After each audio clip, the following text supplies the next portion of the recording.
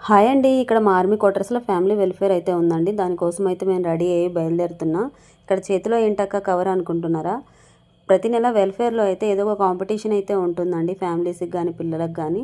అలాగని ప్రతి ఒక్కరు పార్టిసిపేట్ చేయాలని ఏముండదండి. మన ఇష్టము. అలాగా మా బాబుకైతే doctors, nurse appreciation card making కాంపిటీషన్‌లో అయితే పేరిచ్చాము. దానికోసం అయితే కార్డ్ అయితే చేశారండి. ఇక్కడ బయట అయితే వర్షం పడుతూనే ఉందండి. జమ్మూలో 4 డేస్, 5 డేస్ నుంచి విపరీతమైన వర్షం అండి. వర్షంలో అయినా ఎలాగోలాగా మేము ఇప్పుడైతే బయలుదేరాలి.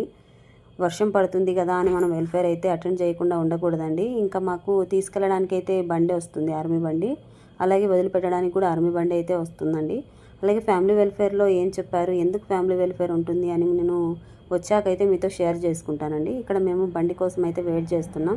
ఇక్కడ మా పక్కింటి ఆవిడ రాజస్థానీ ఆవిడ అండి. రాజస్థానీ డ్రెస్ అయితే వేసుకుంది, చాలా బాగుంది కదండి. అలాగే ఇక్కడ ఫ్యామిలీలో అందరూ కూడా మేము మీట్ అయ్యామండి. ఇంకా అందరం కూడా సరదాగా స్నాక్స్ అయి పెడితే తినేసి లెక్చర్ అయి ఇచ్చారండి. వినేసి కొన్ని గేమ్స్ అయితే పెట్టారు, ఆడుకొని మేమైతే ఇంటికైతే వచ్చేసామండి.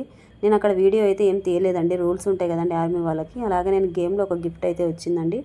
గిఫ్ట్ అయితే అక్కడే ఓపెన్ చేశారు, కానీ మీకు చూపించాలని తీసుకొచ్చానండి. అలాగే ఆర్మీ క్వార్టర్స్లో ఫ్యామిలీ వెల్ఫేర్ ఎందుకు పెడతారు అంటే, ఏమైనా ఫ్యామిలీల మధ్య ప్రాబ్లం ఉన్నా, పిల్లలకు ఏమైనా ప్రాబ్లం ఉన్నా, అలాగే మనకి హెల్త్ ప్రాబ్లం ఉన్నా కూడా మేడం షేర్ చేసుకోమని చెప్తూ ఉంటుంది. అలాగే హస్బెండ్ అండ్ వైఫ్ మధ్య ఏమైనా గొడవలు ఉన్నా కూడా, ఎందుకంటే మనకి ఫ్యామిలీ దగ్గరగా ఉండదు కదండి. మన ఉండే ఇది అందరం కూడా ఒక ఫ్యామిలీలా కలిసిమెలిసి ఉండాలని మేడం ఎప్పుడు కూడా చెప్తూ ఉంటుంది. వీడియో నచ్చితే లైక్ చేయొచ్చు కదా.